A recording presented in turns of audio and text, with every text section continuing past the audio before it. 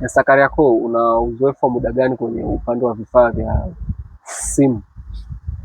Kwa upande wa biashara vifaa vya simu tuna uzoefu wa miaka 7 mpaka sokoni. Kwa uzoefu wako wa miaka 7, una imani gani mpaka muda huo uliofanya kwamba hii biashara haitaweza kufa kirahisi mbeleni? Imani kubwa kwenye hii biashara ni kwa sababu biashara hii ni endelevu. Kadri simu zinazoongezeka sokoni ndio jinsi uhitaji wa vifaa vyake huwa unakuwepo.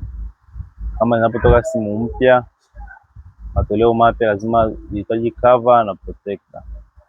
Pia mtaji ni mdogo wa kuanza hii biashara, mtaji wake ni mdogo sana compare na biashara zingine kama labda za nguo au vifaa vya pikipiki au za simu. Inahitaji uwe na mtaji mkubwa.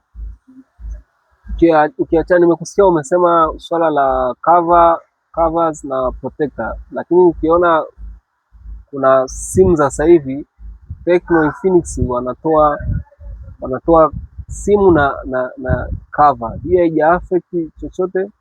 Hapana, cover ni kitu cha fashion. Kwa kuwa ni kitu cha fashion, ile cover wenyewe wanaotoa ni moja tu, lakini baada ya muda huwa inapitwa na wakati. Kwa hiyo mteja huwa anahitaji kubadilisha, apate machaguo mbalimbali ya cover kulingana na wakati husika. Okay. Je, ni cover tu na protector? Hapana. Na hapo ndo watu wengi huwa wanachanganya. Biashara hii ni pana sana. Ni pana kwa sababu unaweza kupitia cover na protector, unaweza kuuza chargers, unaweza kuuza USB, memory card, flash, unaweza ukauza power adapters. Bidhaa ni nyingi sana. Ukijifunga sehemu moja ndo watu unakuta baada ya muda mfupi wanafunga biashara, wanasema biashara hailipi. Kwa mteja anayekuja na kiwango cha 200,000 anaweza pia kuanza biashara hii? Ndio, inatosha kabisa. Muhimu ni supplier wake ampe zile bidhaa ambazo ni muhimu sokoni, tunaziita fast movers.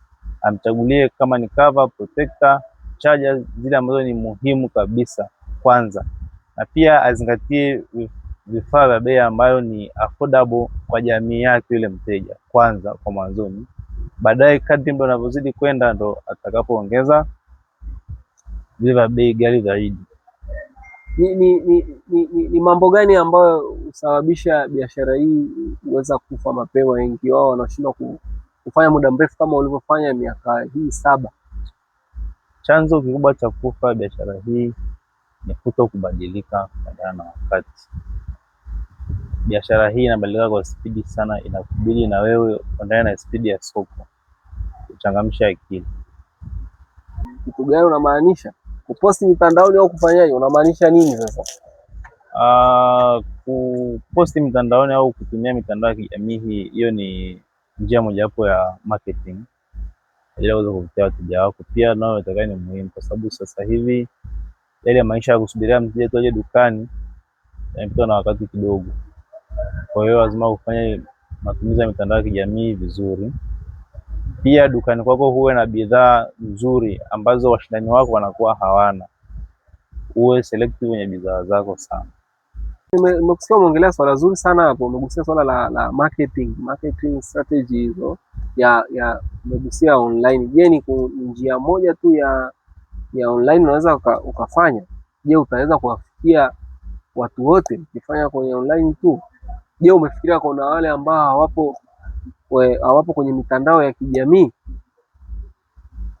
Sawa, lakini kwa sasa hivi dunia imebadilika. Utandawazi umeenea kila mahali.